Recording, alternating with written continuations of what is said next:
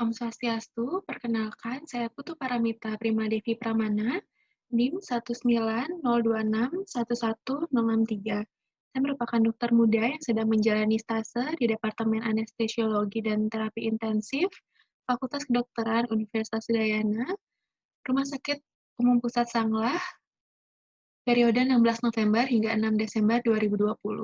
Pada kesempatan ini, saya akan menjelaskan mengenai NSAID, yaitu ketorolak, pada manajemen nyeri. Di sini merupakan outline yang akan saya bahas. Jadi yang pertama, untuk nyeri, saya akan membahas mengenai definisi, mekanisme perjalanan nyeri, evaluasi nyeri, dan juga manajemen nyeri. Untuk yang kedua adalah NSAID, saya menjelaskan mengenai definisi, klasifikasi, dan juga mekanisme kerja secara umum.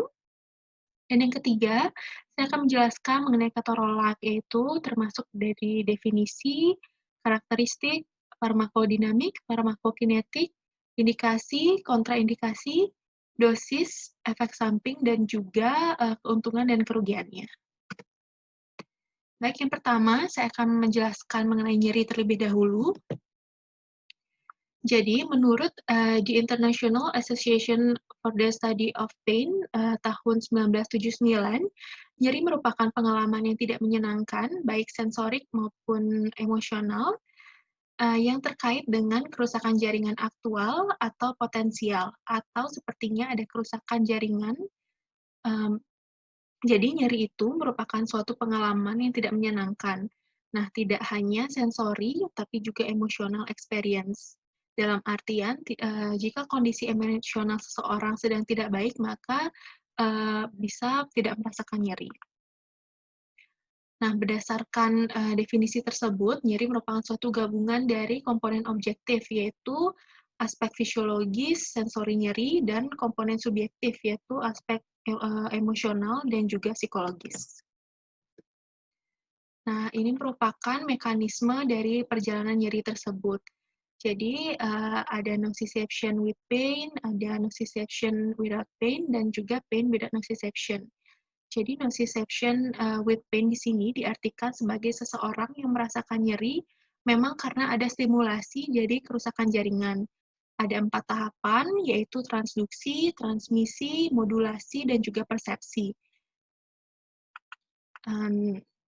Yang kedua adalah nociception without pain. Jadi, pada pasien terjadi kerusakan jaringan, namun pasien tersebut tidak merasakan nyeri akibat terjadinya inhibisi tanpa eksitasi.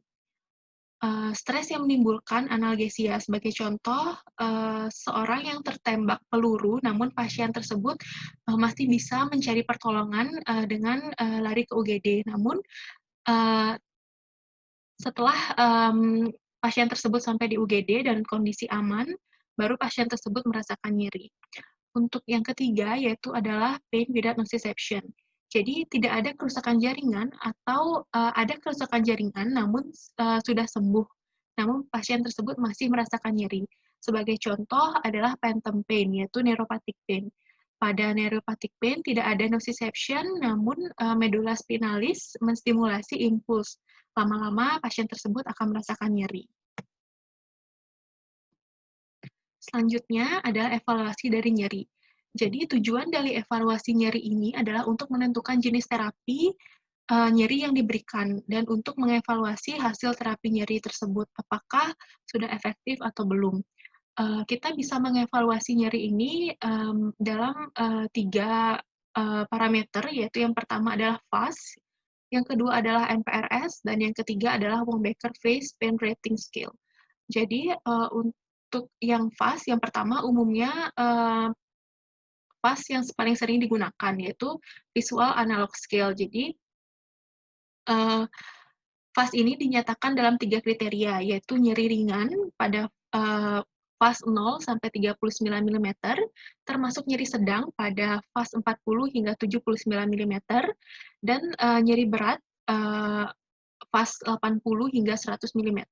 Dari hasil pengukuran FAS ini yang digunakan untuk terapi sesuai dengan WFSH, yaitu untuk nyeri akut, dan untuk pada WHO untuk nyeri kronik. Yang kedua adalah NPRS. Jadi, pasien diminta untuk memilih antara parameter ini, yaitu dari 0 sampai 10. 0 dianggap pasien tidak nyeri, pada 5 nyeri sedang, dan 10 adalah nyeri berat. Dan yang ketiga, untuk Wong-Baker Face ini, kita meminta pasien atau melihat kondisi muka pasien pada 0 atau no heart, yang hijau, dan yang merah paling kanan atau 10, yaitu nyeri yang amat hebat. Nah, selanjutnya adalah manajemen nyeri. Jadi manajemen nyeri ini dipaparkan oleh WHO dan juga WFSH. Untuk yang WHO ini nyeri kronik, dan untuk dari yang WFSH ini adalah nyeri akut. Jadi untuk yang nyeri kronik ini dimulai dari nomor 1 terlebih dahulu, yaitu kita memberikan non-opioid adjuvan, lalu kombinasi dari opioid ringan dan non-opioid adjuvan, dan yang selanjutnya diberikan kombinasi dari opioid yang kuat dan non-opioid adjuvan. Nah, untuk manajemen nyeri akut dipaparkan oleh WFSA ini dimulai dari yang opioid kuat terlebih dahulu dengan injeksi lokal anestesi, lalu opioid oral, dan juga nanti yang terakhir baru aspirin dan NSAID. Selanjutnya saya akan memaparkan mengenai NSAID. Jadi NSAID ini merupakan obat antiinflamasi, yaitu anti radang yang non-steroid, atau yang lebih dikenal dengan sebutan NSAID, yaitu non-steroid anti-inflammatory drug. Merupakan suatu golongan obat yang memiliki khasiat analgesik, yaitu pereda nyeri, antipiretik untuk penurun panas, dan juga antiinflamasi atau anti radang. Secara kimiawi, NSAID ini merupakan senyawa turunan dari asam asetat, asam propionat, dan juga pirazol. NSAID ini kerjanya adalah menghambat COX-1 dan COX-2, di mana COX-1 dan COX-2 ini bekerja mengubah asam arakidonat menjadi prostaglandin, di mana COX-1 ini terdapat di sebagian besar jaringan yang menghasilkan prostaglandin yang mengatur aktivitas sel normal yang penting untuk menjaga integritas mukosa lambung, aliran darah ginjal, dan juga homeostasis vaskular. Untuk COX-2 ini, hampir peran utamanya itu adalah menghasilkan prostaglandin di tempat peradangan yang memediasi adanya inflamasi, nyeri, dan juga demam. Jadi, NSAID ini yang dibagi menjadi 2, yaitu klasifikasinya ada yang non-spesifik dan juga ada yang selektif di COX-2 inhibitor. Untuk yang non-spesifik itu seperti ibuprofen, naproxen, aspirin, acetaminophen, dan juga ketorolac. Sementara NSAID selektif terhadap COX-2 inhibitor ini seperti celecoxib, rofecoxib, valdecoxib, dan juga parecoxib. Pada kesempatan ini saya akan menjelaskan mengenai ketorolac. Jadi ketorolac ini dia termasuk ke dalam non-spesifik COX inhibitor. Jadi untuk non-spesifik COX inhibitor ini, selain ketorolac, itu ada aspirin, di mana dia termasuk dalam carboxylic acid yang acylated. Ada juga yang non-acylated seperti sodium salisilat, salisilamid, dan juga diflunisal. Untuk yang acetic acid itu ada indomethacin, sulindac, dan juga tolmetin. Untuk propionic acid itu ada contohnya ibuprofen, naproxen, fenoprofen, dan juga ketoprofen. Dan untuk enolic acid itu ada phenylbutazone dan piroxicam. Dan untuk pirolopirol, contohnya yaitu ketorolac yang akan saya bahas sekarang. Nah, jadi untuk ketorolac ini, saya akan membahas mengenai definisi dan karakteristik, farmakokinetik, farmakodinamik, indikasi, kontraindikasi, dosis, efek samping, dan juga keuntungan dan kerugian dari ketorolac itu sendiri. Yang pertama, untuk definisi, di mana ketorolac ini merupakan suatu derivat dari pirolopirol pada kelompok NSAID yang non-selektif. di mana ketorolak merupakan obat analgesik non-narkotik yang mempunyai efek antiinflamasi dan juga antipiretik. Obat ini untuk penggunaan jangka pendek, tidak lebih dari 5 hari. Mempunyai juga efek analgesik yang kuat, tetapi aktivitas antiinflamasi yang sedang. Mempotensiasi aksi dari antinosiseptik dari opioid. Untuk farmakokinetiknya, sebagian besar metabolisme ini terjadi di hepar, dan untuk ekskresi sebagian besar pada ginjal dan pada empedu sebagian kecil. Pada pemberian dosis tunggal intravena, waktu paruh dari ketorolac ini adalah 5,2 jam, dengan puncak analgetik dicapai pada waktu 120 menit. Lama analgetiknya ini efektif pada 4-6 jam. Ekskresinya terutama melalui ginjal, bisa juga empedu, feses, sehingga hati-hati pemberian pada pasien-pasien dengan gangguan ginjal. Untuk absorpsi dari farmakokinetik ketorolac ini cepat dan sempurna di lambung dalam bentuk metabolit yang tidak aktif. Ketorolac ini dapat digunakan sebagai obat tambahan pada terapi analgesik dengan morfin, sehingga menghasilkan penurunan dosis morfin dan mempertinggi efek analgesiknya dibandingkan penderita-penderita yang tidak mendapatkan ketorolac. Selanjutnya adalah farmakodinamik. Jadi, pada sistem kardiovaskular, ketorolac ini tidak menyebabkan perubahan yang bermakna pada parameter jantung dan juga hemodinamiknya tidak banyak dipengaruhi. Pada sistem pernafasan, tidak terdapat depresi pernafasan. Sistem pencernaan ketorolac yang biasa digunakan itu 30 mg, itu dapat menyebabkan mual dan muntah, yang lebih jarang dibandingkan dengan penggunaan morfin 10 mg dan 12 mg. Pada susunan saraf pusat, ketorolac ini jika dosisnya berulang penggunaan ketorolac 30 mg dapat menunjukkan adanya rasa kantuk sebesar 14%. Pada hepar terjadi peningkatan fungsi hepar dalam batas normal, yaitu sifatnya sementara selama terapi. Jadi selanjutnya ketorolac itu dia akan menghambat produksi dari tromboksan A2, sehingga agregasi dari trombositnya terganggu, dan itu menyebabkan waktu perdarahan atau bleeding time-nya akan memanjang pada pasien-pasien yang diberikan ketorolac ini. Selanjutnya adalah indikasi. Jadi penanganan jangka pendek terhadap nyeri akut sedang sampai berat ini diindikasikan pada ketorolac. Prosedur anti nyeri pasca bedah ketorolac juga secara parenteral dianjurkan diberikan segera setelah operasi, dan dicatat bahwa ketorolac ini penggunaannya itu tidak lebih dari 5 hari. Selanjutnya adalah kontraindikasi. Jadi ketorolac ini tidak boleh diberikan atau tidak diindikasikan untuk kondisi-kondisi nyeri ringan atau kronis.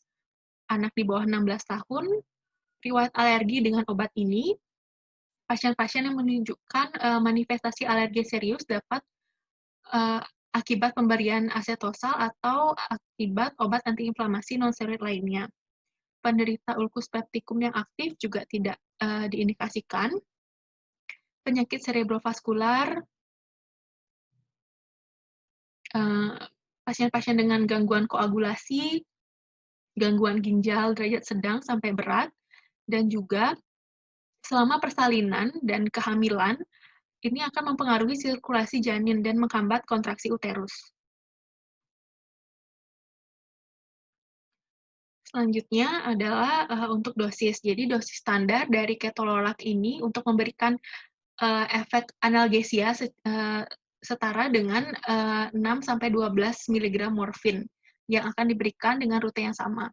Jadi waktu onset juga mirip dengan morfin, tetapi ketorolac ini memiliki durasi kerja yang lebih lama, yaitu 6-8 jam. Untuk dosis oralnya, ketorolac ini dapat diberikan sebanyak 10 mg setiap 4-6 jam. Untuk lansia dapat diberikan sebanyak setiap 6-8 jam. Untuk pasien yang juga memperoleh terapi ketorolak, trometamin injeksi, atau perubahan terapi dari injeksi menjadi oral, dosis maksimum yang diberikan adalah 90 miligram, yaitu maksimum 60 miligram untuk lansia, pasien dengan gangguan fungsi ginjal dan berat badan yang kurang dari 50 kilogram. Untuk dosis intramuskular ataupun intravena dapat diberikan dosis awal sebanyak 10 miligram, kemudian 10 hingga 30 miligram setiap 4-6 jam apabila diperlukan. Untuk dosis maksimumnya itu sebanyak 90 miligram sehari dengan untuk pasien lansia dan gangguan fungsi ginjal dan berat badan kurang dari 50 kilogram. Sebaiknya gunakan dosis terkecil yang paling efektif dengan lama pengobatan paling pendek yang dapat diberikan. Selanjutnya adalah efek sampingnya. Yang pertama, ketorolak ini dapat memperpanjang waktu perdarahan, sehingga hati-hati pada pasien yang beresiko mengalami perdarahan pasca operasi. Selain itu, ketorolak juga dapat menyebabkan bronkospasme, yaitu kondisi tersebut akan mengancam jiwa pada pasien dengan nasal polip, asma, dan juga sensitivitas aspirin. Secara sederhana akan meningkatkan konsentrasi plasma enzim transaminase di hati. Dan juga dapat terjadi iritasi dan perforasi dari gastrointestinal, terdapat efek sedasi, dan juga edema periferal. Ketorolak ini juga mempunyai efek toksisitas pada ginjal pada pasien chronic heart failure, hipovolemia, sirosis hati, yang mengeluarkan zat vasoaktif. Untuk reaksi alergi akibat ketorolak ini bisa terjadi reaksi anafilaktoid, asma, bronkospasme, adanya sindrom Stevens-Johnson, dan adanya nekrolisis dari epidermal toksik. Dapat juga terjadi retensi cairan dan edema akibat penggunaan ketorolak, sehingga harus digunakan dengan hati-hati pada pasien dengan dekompensasi jantung, hipertensi, atau kondisi serupa. Dan juga ketorolak ini tidak dianjurkan untuk praoperatif analgesia atau koadministrasi dengan anestesia karena akan menghambat trombosit agregasi. Dan dengan demikian dapat dikaitkan dengan peningkatan risiko perdarahan saat durasi operasi. Untuk keuntungan dari ketorolak ini, dia tidak akan mengganggu ikatan opioid, sehingga jika pada kondisi kita harus menggabungkan ketorolak dan juga opioid itu secara signifikan akan mengurangi kebutuhan untuk morfin. Dan juga ketorolak ini tidak mencetuskan depresi nafas atau sedasi yang berkaitan dengan opioid. Namun, jika ada keuntungan, juga ada kerugian dari ketorolak, dia akan menghambat trombosit agregasi, sehingga dia akan meningkatkan risiko perdarahan, sehingga bleeding time dari pasien akan memanjang. Untuk pemakaian ketorolak ini juga tidak boleh lebih dari 5 hari. Risiko gastrointestinal, perdarahan gastrointestinal dan juga perforasi pada ginjal dan juga adanya reaksi hipersensitivitas. Baik, sekian pemaparan saya mengenai NSAID, yaitu ketorolak untuk manajemen nyeri. Terima kasih, semoga bermanfaat.